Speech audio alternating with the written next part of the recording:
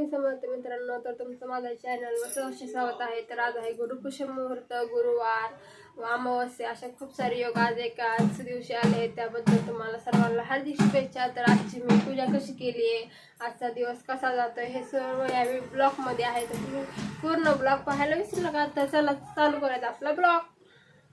तर आज मित्रांनो मी लवकर उठले होते, कारण की मला आज एकदम छान अशी देवपूजा करायची होती. त्याच्यासाठी तर सर्वात प्रथम उठले, आंघोळ केली आणि देवापाशी येऊन बसले. आज मला पारायण करायचं आहे, त्याच्यामुळं किती अध्याय किती मोठे ते बघून घेतलं आणि नंतर देवघराची साफसफाई करून घेतली. नंतर पूजा करायची होती. त्याच्या आधी मला उंबरठ्याची सुद्धा पूजा करायची होती. आज मला चंदनाचं लेपन लावायचं होतं उंबरठ्याला. तर सर्वात प्रथम मी तर उंबरठा जो असतो ते धुवून पुसून घेतला आणि नंतर हळदीचं लेपन लावायचं होतं. तर त्या हळदीमध्ये फक्त मी गोमूत्र शुद्ध, म्हणजे आमच्याकडे गाई आहेत त्याचं गोमूत्र टाकलं होतं. या दोन वस्तू मिक्स करून मी लेपन बनवून घेतलं आणि सर्व म्हणजे उंबरठ्याला लावून घेतलं आणि नंतर सुंदर अशी छोटीशी लवकर होईल अशी रांगोळी काढून घेतली. इथं मला देवीचे पाऊलसुद्धा काढायचे होते, पण घरामध्ये लेकरांनी कुठे टाकले ते सापडत नव्हतं, त्याच्यामुळे मी तशीच पूजा करायला घेतली. मग उंबरठ्याला हळदी कुंकू वाहून घेतलं, थोडंसं कुंकू काढून तिथं 5 टिपके पण उंबरठ्यावर देऊन घेतले. जसं मी व्हिडिओमध्ये बघितलं होतं. मी हे लेपन पहिल्यांदाच करते आणि त्याचा आज 3 मुहूर्त असल्यामुळे मला देवपूजा करायला जरा जास्त उत्साह आलेला आहे. तर उंबरठ्याची पूजा झाली होती. आता फक्त उंबरठ्याशी दिवा लावायचा, दिव्याची पूजा करायची. दिव्याला पण हळदी कुंकू लावून घेतलं आणि मस्तपैकी दिवा प्रज्वलित करत होते, पण तो काय सकाळच्या हवेने प्रज्वलित होत नव्हता, त्याच्यामुळे मी नंतर हात लावून केला आणि नंतर अखेर शेवटी झाला. तर ह्या दिवा लावताना ते माझ्याकडे असे बघत होते की हिला कधी दिवाच पेटवता येत नाही, असं काहीतरी इकडून हात लाव यांची सकाळी मस्ती चालू होती.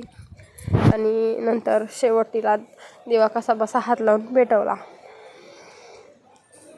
बघा तो आणखीन पण पेटत नव्हता. तर हा व्हिडिओ सोडायला खरंच खूप एक दिवस लेट झालेला आहे, कारण की माझ्या मोबाईलचं स्टोरेज एवढं फुल झालेलं होतं आणि त्यात काम पण होते. अख्खा दिवस म्हणजे पारायण करण्यात गेला. तर त्याच्या आधी मी हे पारायण कधीच केलं नव्हतं, पुस्तक पण कधी बघितलं नव्हतं. त्या दिवशी घेतलं, त्या दिवशी शुभमुहूर्त होता, त्याच्यामुळं करायचं असं ठरवलं आणि स्वामींनी माझ्याकडून ते दिवसभरात करून पण घेतलं. मी जशी पूजा केली होती तशीच नंतर अलीकडच्या म्हणजे देवघराच्या दाराला सुद्धा केली होती. तर आज दीपपूजन आहे. तर चला आता मी दीपपूजन कसं करते ते बघूयात. सर्वात प्रथम मी खाली म्हणजे स्वस्तिक काढून घेतलं होतं.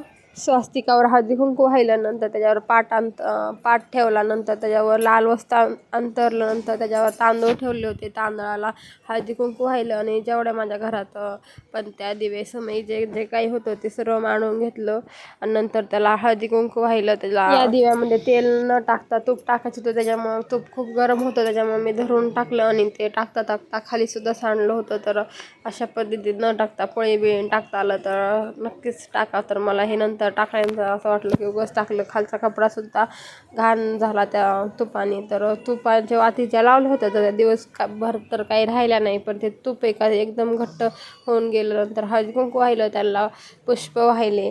तर अशा पद्धतीने मी दीपपूजन केलं होतं. नंतर आमच्या आईने कणकेचे दिवे पण करून दिले होते. ते तर मी नंतर प्रज्वलित करणार होते जेव्हा दिव्यांची आरती करायची होती तेव्हा. तर सर्व अशा पद्धतीने करून घेतलं आणि नंतर त्याला वस्त्रमाळासुद्धा त्यांना दिव्यांना घालून घेतल्या आणि नंतर दिवे प्रज्वलित करायचे होते. तर थोड्या वाती मागं गेल्या होत्या, म्हणून वात्या पुढं घेतल्या आणि नंतर दिवे प्रज्वलित करायचं काम चालू झालं. तर सर्व दिवे प्रज्वलित करून घेतले. तर अशा पद्धतीने मी दीपामावास्याची पूजा केली होती. तुम्ही कशी केली कमेंटमध्ये नक्की सांगा. तर दीपामावास्याची पूजा झालेली आहे. तर आता मला स्वामींची आणखीन पूजा करायची आहे. आजपासून मी 11 गुरुवारची पूजा मांडणार आहे. तर त्याचीसुद्धा नंतर पूजा करायची होती, त्याच्यामुळे पटकन ही दिव्याची पूजा करून घेतली आणि नंतर फायनली माझी पूर्ण पूजा झालेली आहे. मी स्वामींची पूजा करताना व्हिडिओ घेतला नव्हता, पण याच्यामध्ये तुम्ही बघू शकता की मी स्वामींची पूजा कशा पद्धतीने केली आहे. तर ही पूजासुद्धा मी पहिल्यांदाच केली होती, तर जास्त वेळ लागेल, त्याच्यामुळे मी रांगोळीसुद्धा साधीच काढली होती आणि मस्तपैकी अशी सर्व देवांना फुलं वाहून आणि स्वामींना दूध आणि साखरचा नैवेद्य ठेवला होता. तर अशा पद्धतीने माझी पूजा कंप्लीट झाली होती. आणखीन पारायण करायचं राहिलं होतं. तर आमच्या दुर्वा मॅडमला आधी झोप घालायचं काम होतं, करायचं होतं, पण दुर्वा काही झोपतच नव्हते. त्याच्यामुळे तिला खेळायला सोडलं आणि घरातली थोडीशी साफसफाई करायला घेतली होती. माळ्यावर तेवढी घाण झाली होती, जिथं तिथं सर्व हे आणून टाक, ते आणून टाक, ब्लँकेट आणले तर वरच ठेवले. अशा पद्धतीने सर्व राडा झालेला होता. मग आणि स्वामींची पूजा म्हणजे सेवा करण्याची वेळसुद्धा नव्हती. 12 ते 12:30मध्ये स्वामींची पूजा करत नाही, त्याच्यामुळे मी स्वामींची पारायणला बसले नव्हते. तर त्याच्यामुळे आधी सर्व घर आवरून घेतलं, नंतर दुराला झोप घातलं आणि स्वामींची पारायण वाचायला बसले. पारायण वाचता मी खरंच 2 ते 3 वेळेस उठले, पण याच्यामध्ये उठत नाहीत. तर अशा पद्धतीने कसं तरी माझं स्वामींचं पारायण पूर्ण झालं आणि नंतर मी गेले होते स्वामी मंदिरामध्ये. तर पुढं मंदिर होतं आणि इकडं अशा फोटो मांडलेले होते. तर स्वामींच्या मंदिरात खास मी ही पूजा पाहण्यासाठी जाते. एवढं प्रसन्न वाटतं की तिथून बाहेर निघूच वाटत नाही.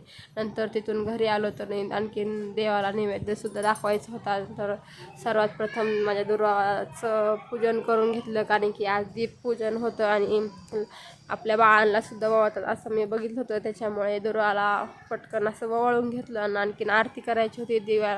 देवाला नैवेद्य दाखवायचा होता, स्वामींची आरती करायची होती. तर सर्वात प्रथम तर मीच आरतीला करत होते. सर्वजण टाळ्या ते वाजवत होते, पण नंतर दुर्वाला काय झालं काय माहिती, अचानक माझ्याकडे आले, यायचं रडायला लागली. म्हणलं द्या मी धरते तिला.